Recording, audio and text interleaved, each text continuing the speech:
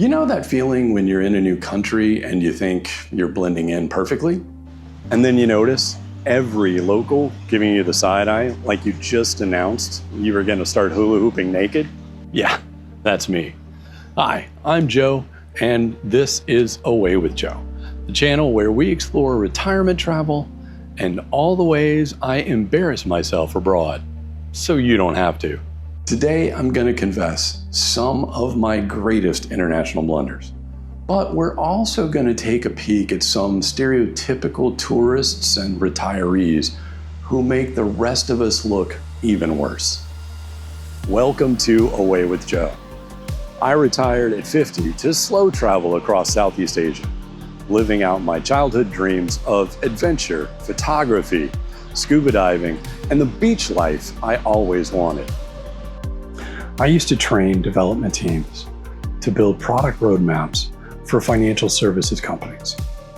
Now, I build retirement roadmaps for people like you who want to travel, explore, and be free from worry.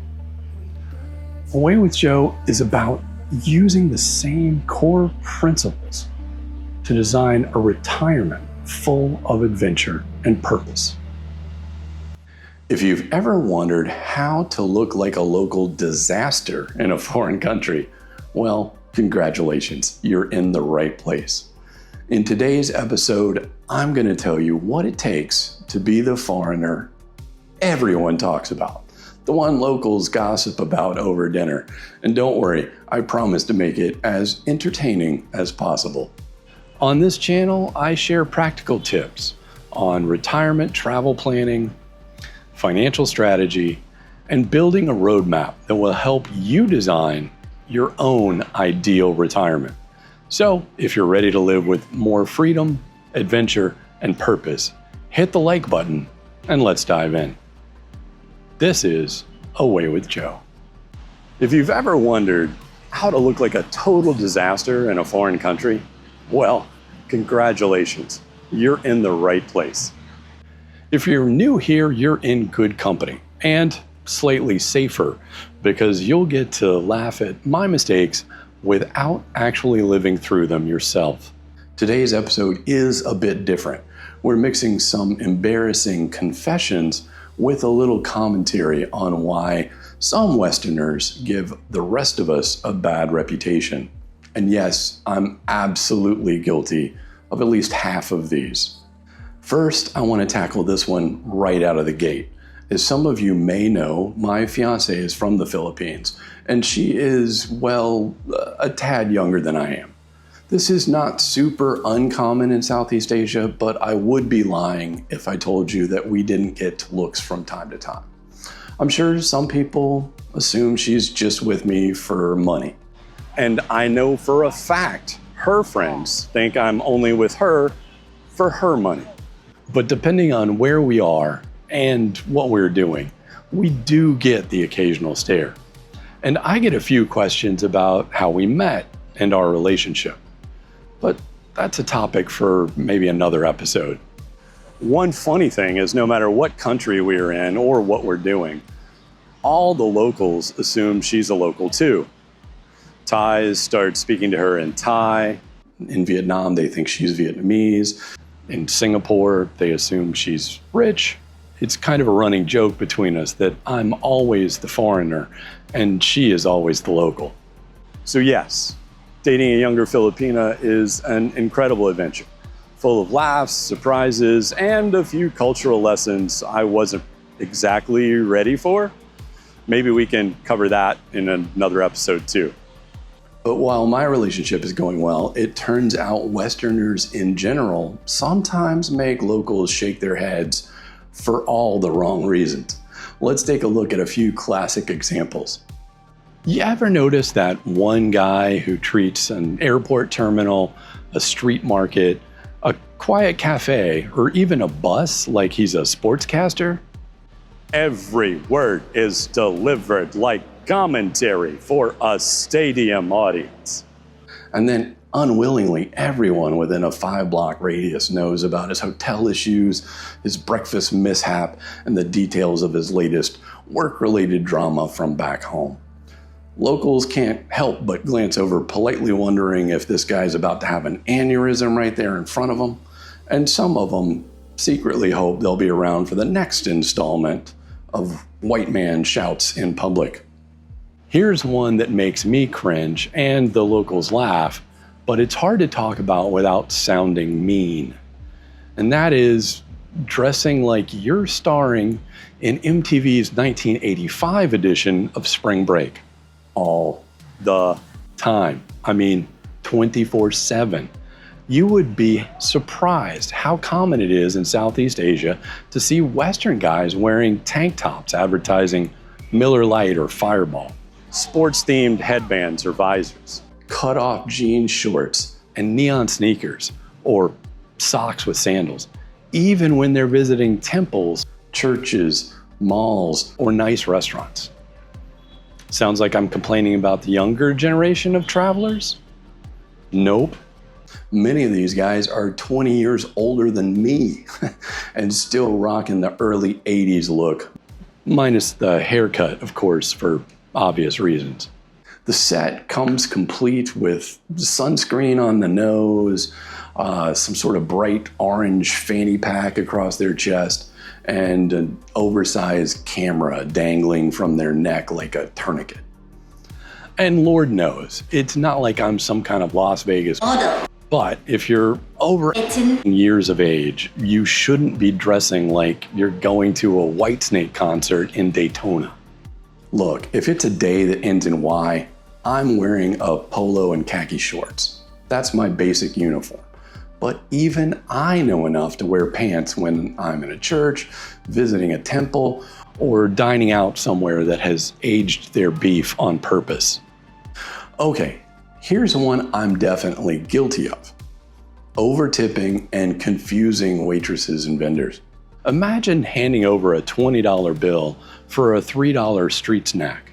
The poor local girl behind the counter freezes, blinking, trying to calculate if I'm a saint, I'm a clown, I'm trying to flirt, or if I'm just lost. When you're in another country, it's easy to think of the local currency in the abstract, almost like it's monopoly money. So I finally figured out how to set up the calculator on my iPhone to convert money from whatever country I'm currently in back into US dollars, so that my brain can comprehend how little I actually owe when I buy a coffee or a meal. Tipping isn't rocket science, but apparently it's still a foreign language for some. Generally speaking, you do tip less than in Western countries. It's common here to leave 5%, and 10% for exceptional service is greatly appreciated. Here's a weird habit some tourists have that is far less appreciated. Hogging beach chairs or pool loungers at resorts. Some tourists show up to resorts and beach clubs as if they're planning a permanent takeover. Towels draped across 4 chairs at 7 a.m. to reserve them, with no one in sight until after a late brunch. When they do show up, sunglasses on, a cooler in one hand, 32-ounce drink in the other, ready to spend 30 minutes getting the hotel beach umbrella into just the optimal position. Each family like a small army ready to defend its territory. Meanwhile, locals maneuver gracefully with just a small shoulder bag, wondering silently if these people are about to film some weird wildlife documentary. Leaving things on lounge chairs to mark your territory forces the staff to negotiate with guests who are actually ready to use the facilities. In most cases, your items will end up neatly folded in a pile by the attendant station. If it were up to me, it might end up shoved somewhere a bit less comfortable. To be respectful, just show up with your things when you're actually ready to lounge on those lounge chairs. Take a swim in the ocean or a dip in the pool, and then collect your stuff and take it with you when you leave. Sounds pretty simple, doesn't it? Life abroad moves at its own rhythm, and that's usually slower than what Westerners are used to. But don't get impatient with the slower pace of life. After all, that's probably part of why you're here. Everything from a bus arriving to coffee being served takes a little bit longer. And instead of adapting, some people panic. Like someone just ate the last slice of pizza without chipping in their share of the bill. There's a reason locals can sip tea, chat, and stroll without sweating. And that guy, Mr. Type A personality, is flailing around in a sweaty, frantic attempt to make the world bend to his schedule. Hint, it won't. Now, while those might sound like cautionary tales for other tourists, I can't exactly point fingers without admitting that I've had my fair share of moments too. Case in point, my money mix-up. A few weeks ago, we were having dinner at a night market in Hua Hin, Thailand. I went to pay for a coconut and banana pancake that cost 55 baht. And I was so proud of myself that I had the 5 baht coin, thinking that when I gave the girl a 100 baht note and the coin, she could simply hand me a 50 baht note as change. But instead, she smiled, looked around, held up a finger for me to wait, and ran over to the next vendor to ask something. And then she went to the next vendor. That vendor nodded and they kind of huddled together for a second. She came back, still smiling, and handed me 9 crisp 100 baht notes and 1 50 baht note, because I had paid with a 1,000 baht bill by mistake. That one wasn't too embarrassing, but the next one I literally carry around with me to this very day. Before we get into that though, a quick shout out to McCoy's Smokehouse and Saloon in Charlotte, North Carolina for sponsoring this episode. Their barbecue is so good, it makes my international disasters look almost respectable. If you're ever in Charlotte, heck, near Charlotte, swing by. Just don't ask them how I look after eating a plate of their award-winning smoked wings. Or after my 6th shot of tequila. But do let them know you heard about them on Away with Joe. Okay, back to the shame. My first trip to Bangkok was in May, which is the very beginning of the rainy season there. We were staying about a mile from the malls and the BTS, or elevated train station, in a busy part of the city filled with shops, cafes, and street vendors. About a week into our trip, we were halfway to one of the malls when the bottom fell out, and it began to rain so hard that I started looking for animals lining up 2 by 2. Luckily, we were able to duck into a 7-Eleven to take cover. But after about 15 minutes, it became clear that the rain was not going to stop anytime soon. So we decided to shop for umbrellas. They had 2 kids' umbrellas, one pink with bunnies on it and one dark blue with cartoon elephants. Yep, we still carry those 2 child's umbrellas everywhere. And if you see me in the rain, you'll get to witness a grown man with a cartoon elephant umbrella he is so used to carrying that he's forgotten to be embarrassed about it. While we're talking about Thailand, let's get the obvious mistake out of the way. The street food in Thailand is hands down the best in the world, but there are things you need to know.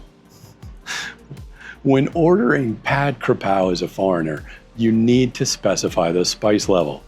Now, I grew up in the southern US, a stone's throw from where they grow the Carolina Reaper peppers, and my brother and I frequently ate hot peppers until one of us cried like it was some kind of game. I thought I would be fine.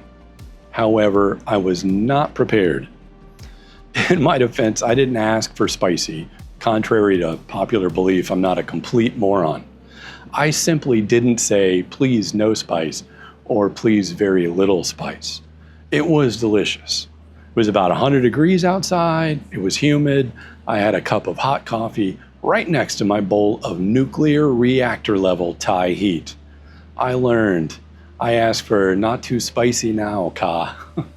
Finally, Here's a faux pas from the Philippines. We were in Coron for our wreck diving certification and staying in a small residential neighborhood just outside the city center. Our room was, let's say, intimate. Intimate and cozy are those Airbnb code words for microscopic. There was nothing but a bed and a TV mounted on the wall, and we had to slide in the room sideways. That's how small it was. We loved the area though. There was a fantastic little restaurant right down the street, a small Sorry store, and best of all, a laundry shop. If you're into diving or snorkeling or even just swimming, you know how quickly wet clothes can get stale, especially in humid climates. So we would drop off our wet clothes at the shop almost every other day to ensure everything stayed fresh. One day we were late getting back and the laundry shop was closed. But the gentleman running the place saw me with my bag of clothes and welcomed me back toward the side of the building. He walked into what I thought was the laundry shop, but nope, it was his living room, and I hadn't taken my shoes off.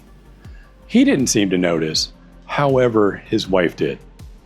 Needless to say, when I went back the next day to pick the clothes up, and he waved me back to chat, I kicked my shoes off at the door, and I absolutely overtipped, but this time on purpose.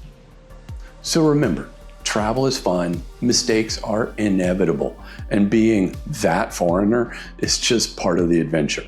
If you laughed at my blunders, or secretly related to some of the stereotypes, hit subscribe and like this video. It helps me fund my next accidental embarrassment abroad. Thanks for watching Away with Joe. I hope to see you again in our next episode.